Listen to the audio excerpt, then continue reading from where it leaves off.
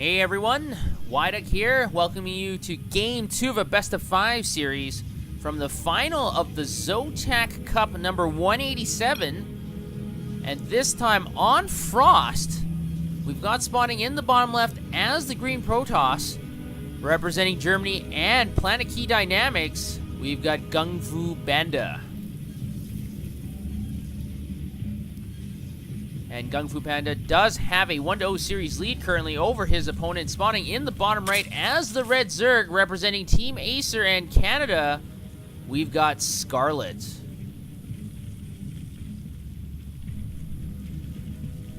Now, Scarlett was basically blindsided in Game 1. It only took 5 minutes and 31 seconds for GunGFuBanDa to claim victory. He had a very fast 2-gateway proxy rush on Belshire Vestige, and Scarlett was not able to scout it out early enough to do anything about it. So the game was forfeited very early by Scarlett. Scarlett wasn't able to take on all that early Zealot pressure. Now, this is Frost, so it is a 4-player map. It'll be a lot more difficult for any hi-jinx like that, and it looks like GunGFuBanDa is going to be electing for a more traditional play. And Scarlett is going to be saving up resources, it looks like, for that hatchery first. That's exactly what she did in the previous game, but paid for it on that 2-player map, Belshire Vestige. But on this map, I don't think there's going to be any more hijinks, as GunGFuBanDa is going for the Assimilator and Gateway. Now, on Frost, it is interesting of note. It is a large map, but also this third base, it can be this one or it can be this one. But it probably won't have that much effect in this game because this ridge is here. Actually, if you do have very long range units, you can actually fire down on structures and possibly even probes and things like that with maybe siege tanks or if you have brood lords. So in the late game, this can be very, very hard to defend, even in the mid game from air units, because air units can easily just dart away. So we'll have to keep an eye on that. Another thing to note, because this game, this map is so large that as a Zerg player, it can be quite difficult to get enough creep to go around every which way to protect your bases, especially these thin, narrow bridges on the sides of the map. So you have one at the 3, 6, 9, and 12 o'clock position. These areas are very narrow, so if there's a couple force fields or something, it can totally cut off the army, and then you can destroy one half of the army and go after the other half afterwards. So having a battle here can be very, very good for GunGFuBanDa, and it might be very bad for Scarlett.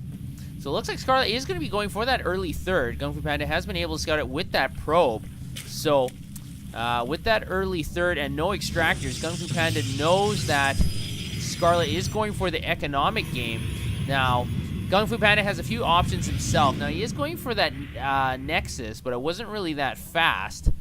So it'll be difficult for GunGFuBanDa to pressure this. So he can either try to build up a very quick army and take down this third, or he can try and power ahead with tech, maybe get to High Templars or something, or maybe go for a drop. So as GunGFuBanDa, he does have a few options, because you do have to remember Scarlett hasn't scouted out GunGFuBanDa. So Scarlett really doesn't know what is happening on this side of the map. Now, the two Zerglings are going to be able to confirm that GunGFuBanDa is setting up a wall here. It looks like one Zergling is going to be able to scoot away into the main, possibly. The sentry is firing down on that Zergling, and that Zergling does not survive, but Scarlett able to get some very valuable scouting information. Scarlett now knows for sure that GunGFuBanDa will not be attacking for at least a few minutes, probably 5 minutes or even longer, because there's really no units. There's not a lot of gateways, and she didn't see a lot of zealots or stalkers waiting around. So this won't be a 2-gateway timing or something like that. So both players are going to be stabilizing on their economies, but I think Scarlett is going to have the slight advantage here, as she does have 3 bases up. Now, there are minor skirmishes happening in the middle of the map. Now, remember, Scarlett does not have Zergling speed. She has started it because she opted for that early third hatchery. So, the Zerglings are going to be slow Zerglings for a little bit longer. But this may be time for GunGFuBanDa to strike. Maybe not. With only one Zealot, I think GunGFuBanDa should fall back. And it looks like this lone drone is going to turn into a spine crawler. But we do have 4 more Zealots on the way. But with more reinforcing queens from that natural, this is going to be a very interesting fight to see who's going to win it. We do have a lot of Zerglings on the map now. We've got 20 widths. Speed is almost complete as well, so I think Scarlett is in a very safe position here. I don't think anything's going to happen. And she's also got 3 roaches on the map plus 4 more on the way. And in addition to the Zerglings, the roaches are going to put a lot of pressure on these incoming Zealots. These roaches do have range. And Time Warp does go down, and it looks like the Zealots are going to charge in here, chopping away at the roaches. This may be very inopportune for GunGFuBanDa. The Zerglings are tanking a lot of damage with the roaches in the back, providing our range support, and all the Zealots are going to fall. Take a look at the supply. Scarlett has a commanding 30 supply advantage, and now it looks like it's time for the counterattack, possibly. There is still the Mothership Core, and the roaches cannot fire on it. So the Mothership Core is going to be invulnerable for at least a little bit. And Scarlett is picking away at all these proxy pylons. She's been able to pick away at 2 already. Now there is a 3rd one here, and our Dark Templars are on the way. And our Dark Templar is going to be able to turn the game around. The front door of GunGFuBanDa is under attack. We've got lots of Zerglings and roaches at the same time. 2 Dark Templars are moseying their way into that main. We don't have Overseers yet. And this hatchery is morphing up into a lair, but it looks like these drones will be a very tasty lunch for those Dark Templars. At the same time, we've got a 3rd Dark Templar chopping away at Zerglings for free. Zerglings are going to be able to try a lot of these frontal structures, and now the Zerglings are rushing into the main. They want to do some damage, able to scout out that Dark Shrine.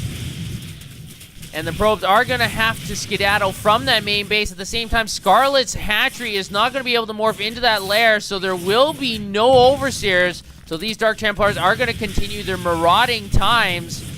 And now it looks like Scarlett is taking quite a bit of a beating, excuse me, but so is GunGFuBanDa. He is losing quite a few probes here, but the Dark Templars already with 15 kills, 20 and 15 kills. That's a lot of kills for Dark Templars.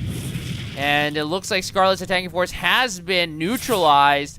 And there's still 1 Dark Templar hacking away at this evolution chamber. And finally, it looks like this Dark Templar, this Dark Templar is going to survive and is now going to start hacking away at the spawning pool. This War Crawler has to unburrow itself. But it's not able to do that as of yet. The Dark Templar is still trying to escape, actually. And now with that Overseer out, this is not going to do any more damage. So the Dark Templar is able to do quite a bit of damage. But Scarlett still has a 28 supply advantage. And even though she lost her main base, she still has her 2 other bases. So she's really not that far down. It looks like GunGFuBanDa with his forward proxy pylon is going to finally go down. A lot of Zerglings are pecking away at it. There it goes. Well, that was a quite exciting 2 or 3 minutes of play, and it looks like Scarlett's killed a lot more probes, 27-10, and Scarlett is going to go for the attack here, it looks like. She's got a lot of Zerglings, and she's also got lots of roaches as well, but once again, no anti-air, so this Mothership Core is going to be able to be very annoying. But with that Overseer, those Dark Templars are not going to get a free ride anymore, but GunGFuBanDa is not going to have any of it. He's going to put down that Nexus Cannon. And it looks like Scarlett is going to wait for that Nexus Cannon to evaporate before attacking once again. And interesting here, not a lot of anti-air like I said, and instead it looks like Scarlett opted to bring the Queens out, but that creep spread is so far away, the Queens are just so slow off that creep. But we do have considerable creep spread about halfway across to the west side of the map. So GunGFuBanDa has to take out some of this creep. If Scarlett's gonna have all this creep growth and no one's taking care of it, this could be very, very bad for our Protoss player, as that creep can spread very, very quickly. And it already has. We're at the 13-minute mark and it's halfway across like I mentioned before. So this is not very good news for GunGFuBanDa. Now GunGFuBanDa is getting blinked, but to counter that, Scarlett is getting that Spire. Spire is 2/3 complete right now, so it'll be interesting to see the unit compositions that will be coming out in a few minutes. Now it looks like GunGFuBanDa is going to find out that Zergling attack force and is still moving forward, so Scarlett knows exactly where that army is. And so Scarlett is going to put down 4 more spine crawlers. Not a bad idea, as that is quite a few stalkers moving forward here. And you know Zerglings and Roaches, they don't have a lot of range, so having a few spine crawlers in the back can be quite useful. Now, it's difficult for Scarlett here because she doesn't know if he's going to attack the 3rd or the 2nd base. So having the spine crawlers here might not help that much. Now, it looks like time warps are going to go down. The spore crawler is knocking down on that mothership core. And it looks like the Roaches are going to be able to take away that 1 Archon. Lots of force fields do go up, cutting that army in half. But GunGFuBanDa has a very small army compared to Scarlett. Scarlett is almost double the supply of our Protoss player. And it looks like encountering on creep is not a very wise decision by GunGFuBanDa. More reinforcing stalkers are going to be warped in here, but we got so many Roaches at the bottom of the ramp. And finally, the Roaches are going to be repelled back, at least for the time being. But GunGFuBanDa is not in a great position. He lost a lot of units there. If you take a look at resources lost, 6,200 to 3,880 is quite substantial. And remember, Scarlett also has 3 bases to GunGFuBanDa's 2. And with that 4th base also up now, I think Scarlett is really, really in the lead. We've also got Mutalisk moving across the map. We've got 5. And it looks like stalkers are going to be warped in to try and protect this natural mineral line. 5 Mutalisks are going to try and take down the sentries and stalkers. And the Mutalisks will be repelled, at least for the time being. But the Mutalisks are very annoying. Remember, Mutalisks are not tough, but they are fast, and that's what they're used for. And it looks like this Mothership Core might not survive either. Yes, the Mothership Core is going to fall. A Blink Fort is going to kill 1 more Mutalisk, but the Mutalisks are going to be able to retreat back to the safety of the Roaches. So Scarlett now with 4 bases, and GunGFuBanDa only has 2. Supplies are 180 to 109, so Scarlett is really, really ahead. Now we do have +2 weapons on the way for GunGFuBanDa, but he's really, really behind army-wise. And, oh, here's a Blink Fort, able to catch a few of the Mutalisks, only able to kill 1, so the Mutalisks are going to be able to regenerate. At the same time, Scarlett using her ground attack force to cancel that 3rd Nexus. So using that superior army supply to her advantage, splitting up the army of GunGFuBanDa, but a few Mutalisks are going to fall down here. So GunGFuBanDa is being aggressive with those stalkers, but is it going to be enough? He's still down by 70 supply.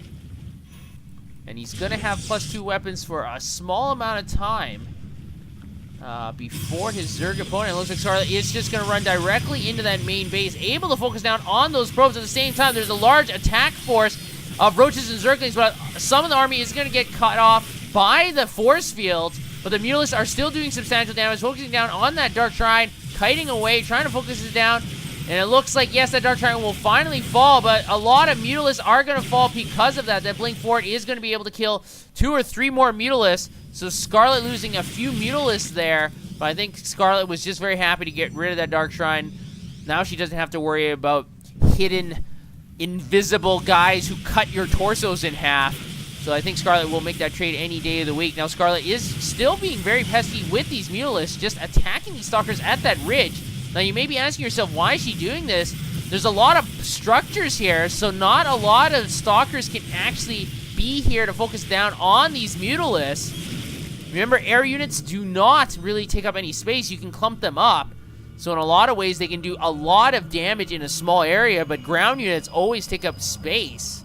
So Scarlett able to take advantage of that and able to destroy quite a few stalkers. Resources lost is evening out quite a bit. But like I said, GunGFuBanDa only has 2 bases and Scarlett has 4. And now he's typed LOL. I'm not sure what that's about. Scarlett is perplexed just as I am, and it looks like we are going to have another encounter in the middle of the map. The stalkers are going to be attacked by all these Roaches and Mutalisks. It's just too many Roaches and Mutalisks. You're so good, Chi-Chi. Well played. And GunGFuBanDa is going to tap out. Interesting. I guess GunGFuBanDa is just thinking, oh, you know, oh, everything I do, it just gets repelled. You do have to remember that Scarlett is widely regarded as the second best, or at least a very, very good non-Korean player. Usually behind Naniwa. So generally in the top 20 in the world. So Scarlett is an elite all-star caliber player. Now GunGFuBanDa, very good player, pro player, but there's a difference between, you know, being 200th in the world and being 20th in the world. And I think Scarlett was able to exhibit that in this game. But I mean, hey, GunGFuBanDa has been able to take one game in this series. It is now tied 1-1. It's still up for anyone to get. So we'll have to head over to Game 3 to see who can take advantage of the series.